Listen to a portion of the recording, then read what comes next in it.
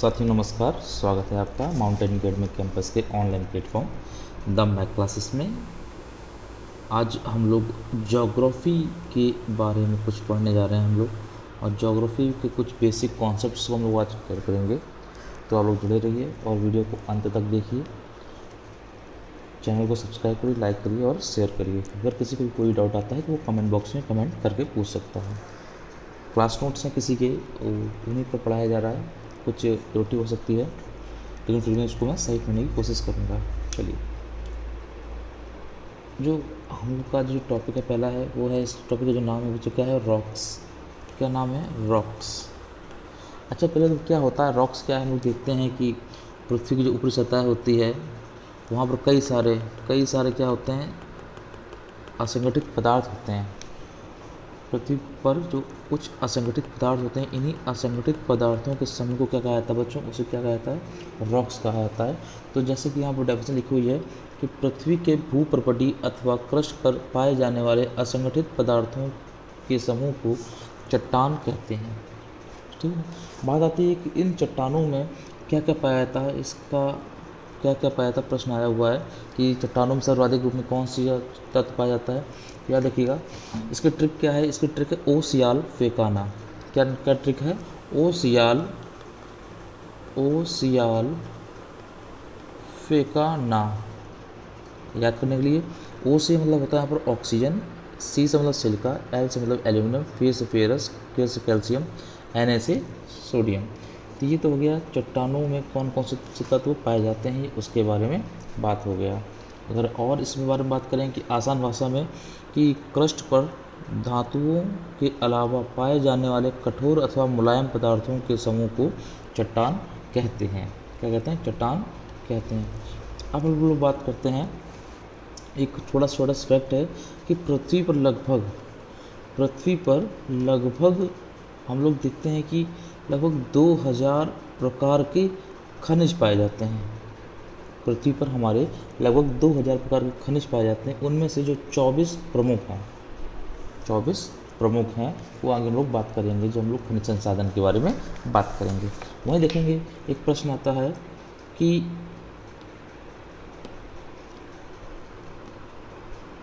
Petrology क्या होता है?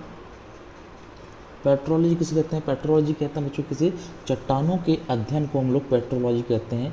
थोड़ा सा गलत लिखा हुआ है कि चट्टानों के अध्ययन को, किसके? चट्टानों के अध्ययन को क्या कहते हैं बच्चों? पेट्रोलॉजी कहते हैं। याद रखिएगा। वहीं हम लोग बात करेंगे हम लोग कि चट्टानों के प्रकार की बात करेंगे। चट्टान कितने प्रकार की होती हैं? तो बच्चों चट्टान जो होती हैं वो 3 प्रकार की होती हैं। एक होती है आग्नेय, एक होती है अवसादी और तीसरी होती है रूपांतरित। आग्नेय को बच्चों हम लोग इग्नियस रॉक्स कहते हैं, अवसादी को सेडिमेंट्री कहते हैं, वहीं पर हम लोग रूपांतरित को मेटामॉर्फिक रॉक कहते हैं।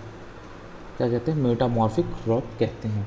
तो ये 3 प्रकार की चट्टानें होती हैं, और उन चट्टानों में हम लोग पहला स्टार्ट करने जा रहे हैं, और उसका नाम क्या है? उसका नाम है आग्नेय चट्टान। क्या नाम है बच्चों? उसका नाम है आग्नेय चट्टान। अब इस आग्नेय चट्टान को समझ रहे हैं हम लोग। चलिए, इस आग्नेय चट्टान समझते क्या होती है आग्नेय चट्टान। पर देखो, जो आग्नेय शब्द है वो किससे बना हुआ है? वो 2 शब्दों से मिलकर बना हुआ है। किससे किससे? एक शब्द है आग और आना। तो मेन जो शब्द है यहाँ पर वो क्या है? आग। अर्थात जब कभी भी ज्वालामुखी से जो मैग्मा बाहर आता है, ज्वालामुखी से जो मैग्मा बाहर आता है, और उस मैग्मा के कारण जो आसपास चट्टानें बनती हैं, उन चट्टानों बच्चों में क्या कहते हैं? उन बच्चों में क्या कहते हैं? आग्नेय चट्टानें कहते हैं। बेसिकली समझ गए कि, और ये क्या होते हैं? इन चट्टानों को प्राथमिक चट्टानें भी कहते हैं। याद रखिएगा, क्योंकि सर्वप्रथम निर्मित होती है इसलिए इनको प्राथमिक चट्टानें भी कहते हैं, क्योंकि इनका निर्माण ज्वालामुखी क्रिया से हुआ है। और बेसिकली याद रखिएगा सब बच्चों कि इन चट्टानों में किसी भी प्रकार का कोई भी जीवाश्म नहीं पाया जाता। ताकि कॉमन सेंस लगाइए कि यदि किसी भी जीवाश्म, यदि किसी भी चट्टान का निर्माण ज्वालामुखी तथा गर्म चीज़ से हो रहा है, तो क्या उसमें किसी प्रकार के जीव जंतु या फिर उसमें पेड़ पौधे होने की संभावना है तो नहीं होती हैं। तो इसलिए आग्नेय चट्टानों में किसी प्रकार का कोई जीवाश्म होने की भी संभावना नहीं हो सकती है। अर्थात तो इसमें होता क्या, इसमें धात्विक तथा अधात्विक खनिज पाए जाते हैं। क्या, आधात्विक और अधात्विक खनिज। धात्विक क्या होता है, जैसे सोना चांदी लोहा, ये सब क्या है, धात्विक खनिज हो गया। अधात्विक मतलब क्या, कोई भी गैस हो गई वो इसमें पाई जाती है। हम लोग नेक्स्ट देखते हैं पेज। तो मैंने बताया कि इसमें किसी प्रकार का जीवाश्म नहीं पाया जाता, अर्थात इसमें कोयला पेट्रोलियम वगैरह कुछ भी नहीं पाया जाएगा। ये कहाँ पाया जाएगा अभी हम बताएंगे। जब हम आग्नेय चट्टान पढ़ेंगे तो उस आग्नेय चट्टान में ये सब चीज़ें पाई जाती हैं, क्या, जीवाश्म चीज़ें पाई जाती हैं। वही बात करते हैं कि यदि कोई भी आग्नेय चट्टान है और उसमें अगर 70% से ज़्यादा सिलिका पाई जाती है तो वह चट्टान जो होती है वो अम्लीय आग्नेय चट्टान कहलाती है, अम्लीय आग्नेय चट्टान कहलाती है। वहीं पर यदि किसी भी आग्नेय चट्टान में सिलिका की मात्रा 45% से कम पाई जाती है तो वह क्षारीय चट्टान कहलाती है। ये तो हो गई थी अम्लीयता के और क्षारीयता के आधार पर चट्टानों के प्रकार वो आग्नेय वाले में। नेक्स्ट बात करते हैं हम लोग कि वो बेसिक की प्रश्न आता है कि कभी प्रश्न आता है कि जो महाद्वीप हैं इनका निर्माण कैसे हुआ। तो याद रखिएगा, महाद्वीपों का निर्माण ग्रेनाइट से हुआ है। वहीं पर महासागरों के नितल का जो निर्माण है वो किससे हुआ, बेसाल्ट से हुआ है। किससे हुआ है, बेसाल्ट से हुआ है। किससे, बेसाल्ट से, हमेशा याद रखिएगा। नेक्स्ट देखते हैं हम लोग अवसादी चट्टान। इसे क्या कहते हैं बच्चों, इसे कहते हैं सेडिमेंट्री रॉक्स। ये क्या होते हैं, इन्हें परतदार रॉक्स भी कहते हैं बच्चों, याद रखिएगा। इन्हें परतदार, ये लेयर बाई लेयर होती हैं, एक बार एक चढ़ती जाती हैं, तो इससे ऐसी चट्टानें निर्माण होती हैं। इन चट्टानों में जीवाश्म उपस्थित होते हैं क्योंकि इन चट्टानों पर पेड़ पौधे वगैरह सब उगते हैं, और पेड़ पौधे होंगे तो वहाँ जीव जंतु वगैरह भी होंगे। तो क्या, जब जीव जंतु होंगे, पेड़ पौधे होंगे, तो पेड़ पौधे क्या होंगे, खराब होंगे, नष्ट होंगे, जीव जंतु क्या होंगे, मरेंगे, सड़ेंगे, करेंगे। तो वहाँ पर क्या होगा, जीवाश्म उपस्थित रहता है। तो इस जीवाश्म के कारण यहाँ पर जीवाश्म ईंधन बन जाता है। जीवाश्म ईंधन जैसे कि कोयला पेट्रोलियम का निर्माण हो जाता है, प्राकृतिक गैस का निर्माण हो जाता है। प्रश्न आ जाएगा आपसे कि अवसादी चट्टानों का निर्माण और अवसादी चट्टानों में कौन से तत्व पाए जाते हैं, तो क्या बताएंगे आप लोग बताएंगे कि इसमें जीवाश्म ईंधन पाया जाता है, जैसे कि कोयला, पेट्रोलियम, प्राकृतिक गैस इत्यादि। वहीं पर आगे बढ़ते हैं हम लोग।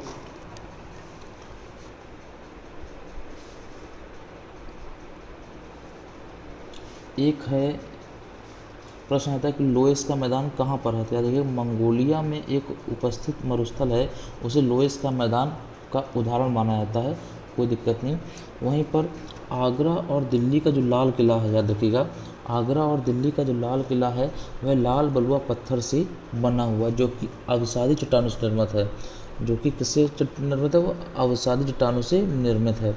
ये है लाल बलुआ पत्थर, और ये क्या लिखा हुआ है, अवसादी चट्टानों से निर्मित है। ये थोड़ा सा आप लोग को फेड दिखाई दे रहा होगा, लेकिन परेशान नहीं, मैं आपको बोल दे रहा हूँ, तो आप लोग को किसी प्रकार की कोई परेशानी नहीं होगी। नेक्स्ट बच्चों जो है उसका जो नाम है, उसका नाम क्या बच्चों, उसका नाम है रूपांतरित चट्टान। क्या नाम है उसका बच्चों, रूपांतरित चट्टान।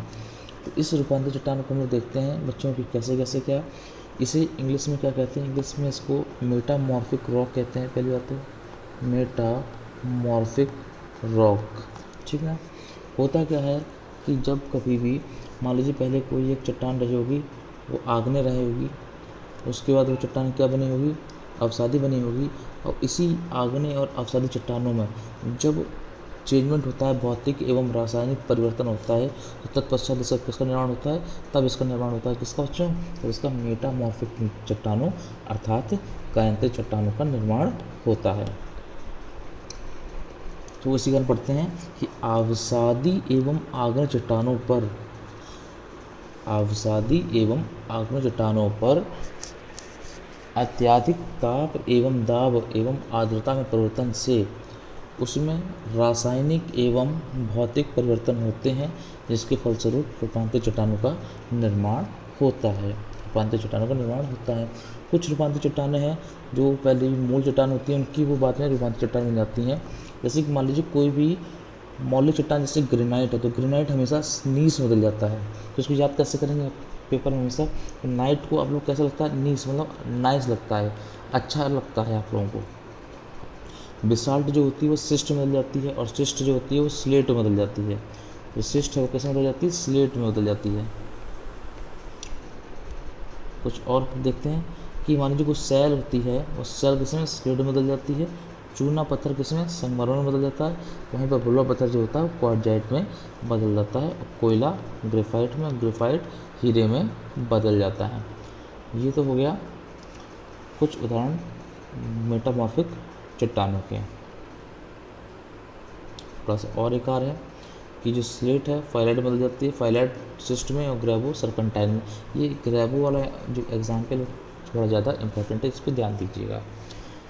दो चीज़ें होती हैं, एक है अनाच्छादन, क्या सब लिखा हुआ है यहाँ पर, देख नहीं रहा होगा आपको, दिख रहा अनाच्छादन, इसको इंग्लिश में डेनुडेशन कहते हैं, डेनुडेशन कहते हैं। ये क्या है, यह एक समतलीकरण की प्रक्रिया है।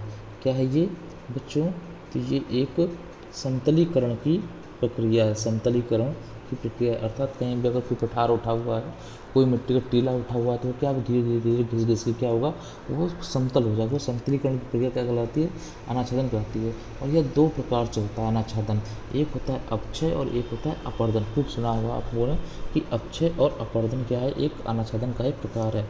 तो हम पढ़ते हैं कि पहले तो कि अपक्षय क्या होता है। तो अपक्षय क्या है, अपक्षय एक स्थैतिक क्रिया है, एक स्थैतिक क्रिया है। इसमें चट्टान एक विखंडित होकर उसी क्षेत्र में बनी रहती है। जबकि अपर्दन क्या है, एक गत्यात्मक प्रक्रिया है। इसमें चट्टान विखंडित होकर क्या होगी, किसी अन्य जगह चली जाती है। अब इसको समझने के लिए आसान कैसे समझेंगे हम लोग, कि मान लीजिए ये कोई पर्वत है और इस पर्वत से क्या निकल रही है, कोई नदी निकल रही है। इस पर्वत से नदी निकली, उस नदी ने क्या किया, यहाँ के पर्वतीय कंकड़ पत्थर को काटा और यहाँ पर इकट्ठा कर दिया, मतलब यहीं से तोड़ा और यहीं पर इकट्ठा कर दिया। तो इसी का कहा गया, इसे क्या कहा गया बच्चों, अपक्षय कहा गया। तो अपक्षय क्या हो गया, एक स्थैतिक प्रक्रिया हो गया। क्या हो गया बच्चों, यह एक स्थैतिक प्रक्रिया हो गया। वही बात करेंगे हम लोग कि इसके और आसान समझना, तो ऐसे समझ सकते हैं कि मान लीजिए ये क्या है, ये मरुस्थल है। मरुस्थल से क्या हुआ, मरुस्थल से यहाँ से मिट्टी उड़कर किसी दूसरी जगह जा कर के टीला बना दे, तो क्या हुआ, एक जगह से चट्टान टूटकर दूसरी जगह जा रही है। ये क्या, ये प्रोसेस कैसा हो गया, गत्यात्मक हो गया, अर्थात डायनेमिक हो गया। तो इस घटना को क्या कहते हैं हम लोग, इसे कहते हैं अपर्दन कहते हैं। क्या कहते हैं, इसको अपर्दन कहते हैं बच्चों। ये तो दो चीज़ें हो गई हैं। डेनुडेशन क्या है, डेनुडेशन में दो चीज़ें आती हैं, एक अपक्षय और अपर्दन। अपक्षय क्या है, स्थैतिक क्रिया है, और अपर्दन क्या है, एक गत्यात्मक प्रक्रिया है। ये तो अभी हो गया, आज का हम लोग का टॉपिक हुआ है, ये चट्टानों से संबंधित टॉपिक हुआ है। इसके बाद हम लोग एक नए टॉपिक के साथ आएंगे। तब तक कि आप लोग जुड़े रहिए, हमारे साथ देखते रहिए द मैथ क्लासेस का ऑनलाइन प्लेटफॉर्म। और हो सके तो इस चैनल को शेयर करिए, सब्सक्राइब करिए और लाइक करिए। किसी प्रकार की कोई भी तकलीफ़ है, कमेंट है, तो आप लोग कमेंट बॉक्स में कमेंट कर सकते हैं। आपका उत्तर जल्द से जल्द मिले।